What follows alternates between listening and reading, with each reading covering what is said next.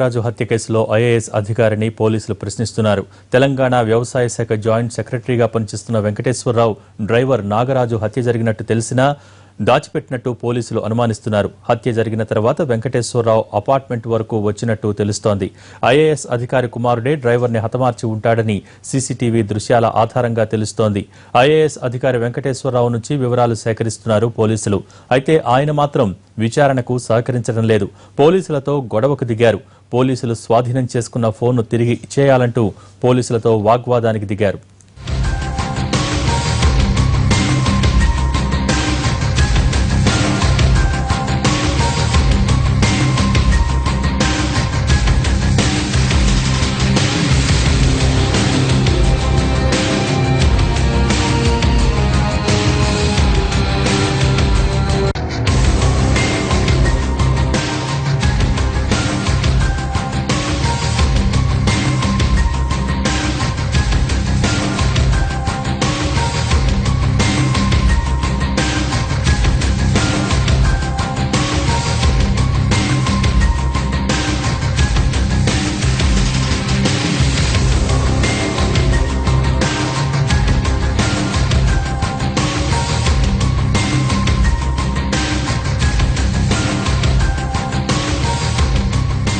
Driver Nagaraju హత్య కేసులో IAS అధికారిని పోలీసులు ప్రశ్నిస్తున్నారు. తెలంగాణ వ్యవసాయ శాఖ జాయింట్ సెక్రటరీగా పనిచేస్తున్న వెంకటేశ్వరరావు డ్రైవర్ నాగరాజు హత్య జరిగినట్టు తెలిసినా దాచిపెట్టినట్టు పోలీసులు అనుమానిస్తున్నారు. హత్య జరిగిన తర్వాత వెంకటేశ్వరరావు అపార్ట్మెంట్ వరకు వచ్చినట్టు తెలుస్తోంది. ఐఏఎస్ అధికారి కుమారుడే డ్రైవర్ని హతమార్చి ఉంటాడని సీసీటీవీ దృశ్యాల ఆధారంగా తెలుస్తోంది. ఐఏఎస్ అధికారి వెంకటేశ్వరరావు నుంచి వివరాలు సేకరిస్తున్నారు పోలీసులు. అయితే ఆయన మాత్రం విచారణకు సహకరించడం లేదు. పోలీసులతో గొడవకు దిగారు. పోలీసులు స్వాధీనం చేసుకున్న ఫోన్ను తిరిగి ఇచ్చేయాలంటూ పోలీసులతో వాగ్వాదానికి దిగారు.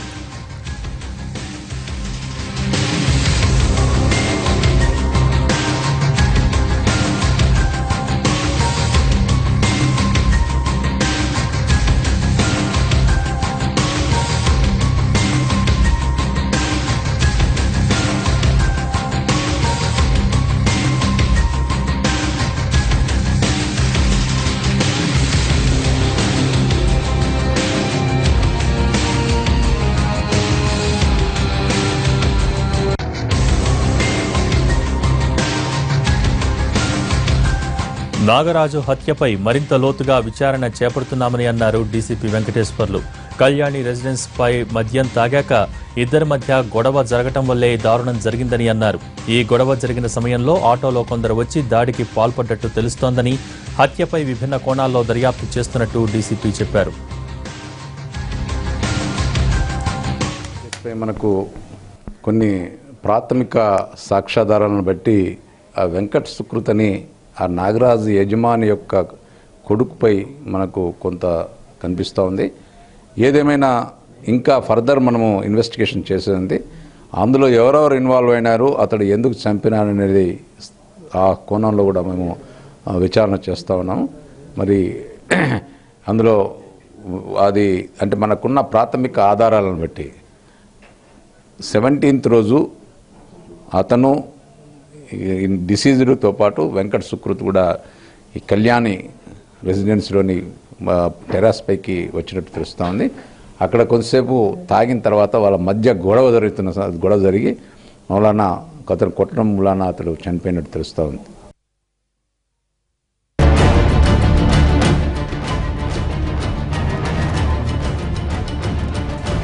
దర్యాప్తులో భాగంగా అపార్ట్మెంట్ వెలుపల ఉన్న సీసీ కెమెరాలను పరిశీలించారు పోలీసులు. 2 రోజుల నుంచి అపార్ట్మెంటుకు ఎవరెవరు వచ్చారు అనే వివరాలను సేకరించగా ఈ నెల 17న ఇద్దరు యువకులు లోపలికి వెళ్లి కొద్దిసేపటి తర్వాత ఒకరు మాత్రమే బయటకు వచ్చినట్టు రికార్డైంది. సీసీ ఫుటేజ్ ఆధారంగా ఆ మృతదేహం జవహర్ నగర్కు చెందిన నాగరాజుదిగా గుర్తించారు. అతని భార్య కూడా విషయాన్ని ధృవీకరించింది. నాగరాజు ఐఏఎస్ అధికారి భార్య వద్ద డ్రైవర్గా పనిచేస్తున్నాడని, ఆమె కుమారుడే అతన్ని హత్య చేసి ఉంటాడని ఆరోపిస్తున్నారు మృతుడి కుటుంబ సభ్యులు. డ్రగ్స్ మత్తులో ఈ హత్య జరిగిందన్న అనుమానాలు వ్యక్తమవుతున్నాయి. సీసీటీవీ ఫుటేజ్ ఆధారంగా నిందితుడిని అదుపులోకి తీసుకుని ప్రశ్నిస్తున్నారు పోలీసులు. అలాగే అపార్ట్మెంట్ వాసులతో పాటు స్థానికులను విచారిస్తున్నారు.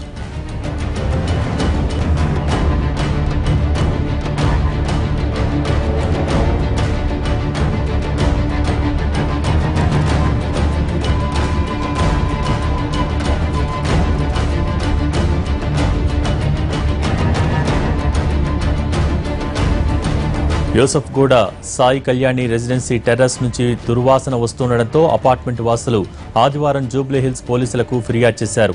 పోలీసులు వెళ్లి పరిశీలించగా అక్కడొక యువకుడి మృతదేహం కుళ్లిపోయిన స్థితిలో కనిపించింది.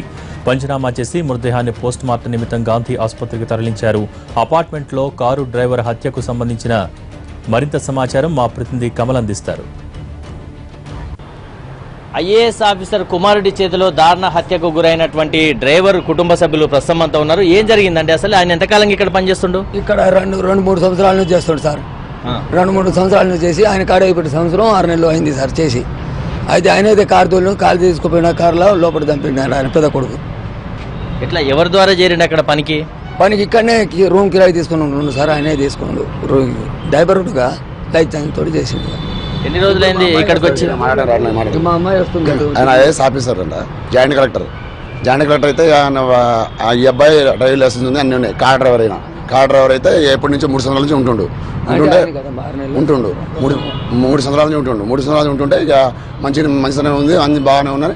వీళ్ళిద్దరు వాళ్ళ ఐఏఎస్ ఆఫీసర్ పెద్ద కొడుకును ఈ అబ్బాయి మా కార్ డ్రైవర్ అబ్బాయి ఇద్దరు బయటికి పోయారంట. బయటికి పోయేసరికి ఇక ఏం జరిగిందో ఏమో అంతలే 3 రోజుల తర్వాత శవం కనబడ్డది. అంటే ఇప్పుడు ఆ అపార్ట్మెంట్ ఎవరిది? అసలు అపార్ట్మెంట్ లో వాళ్ళు కూడా ఉండరని అంటారు కదా. అపార్ట్మెంట్ ఎవరిది? మీకు తెలియదు? పక్క వాళ్ళది అంటారు. అది వేరే వాళ్ళదంట. అక్కడ నుంచి తీసుకెళ్లి లిఫ్టీలో పోతుంటే మన సీసీ ఫుటేజీలో కనబడ్డారు.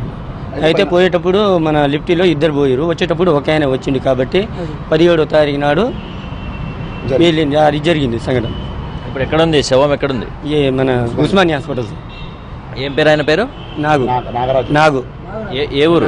గ్రామం దుబ్బాతండ, మండలం పెన్బహాడ్, జిల్లా సూర్యాపేట. మీకు ఏమవుతాడమ్మా ఆయన? మర్తి అవుతాడు. మీకు ఎప్పుడు తెలిసింది? నిన్న తెలిసింది. ఏమైందన్నారు? ఎవరో వానర్ పెద్ద కొడుకు చంపిండని తెలిసిందండి. ఏం పేరంటే ఆయన చంపిన ఆయన పేరు? ఏం పేరు? చంపిన పేరు నాయన పేరు ఏం పేరు? వెంకటేశ్వరరావు ఏదో ఉంది. వెంకటేశ్వరరావు ఏదో ఉంది సార్. ఫోన్ చేసి కనుక్కో.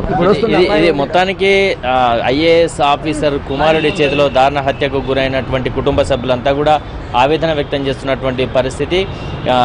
అమాయకుడిని అభంశుభం తెలియనటువంటి వ్యక్తిని అకారణంగా కాల్చి చంపాడు. ఎందుకు చంపాల్సి వచ్చిందన్నది కూడా దర్యాప్తులో తేల్చాలి. బాధ్యులైనటువంటి వ్యక్తిని కఠినంగా శిక్షించాలి. సీసీ కెమెరా విజువల్స్ స్పష్టంగా కనిపిస్తున్న నేపథ్యంలో నిందితుడిని కఠినంగా శిక్షించాలంటూ కూడా కుటుంబ సభ్యులు డిమాండ్ చేస్తున్నారు. కెమెరా పర్సన్ అరుణ్తో కమల్, ఎన్టీవీ, హైదరాబాద్.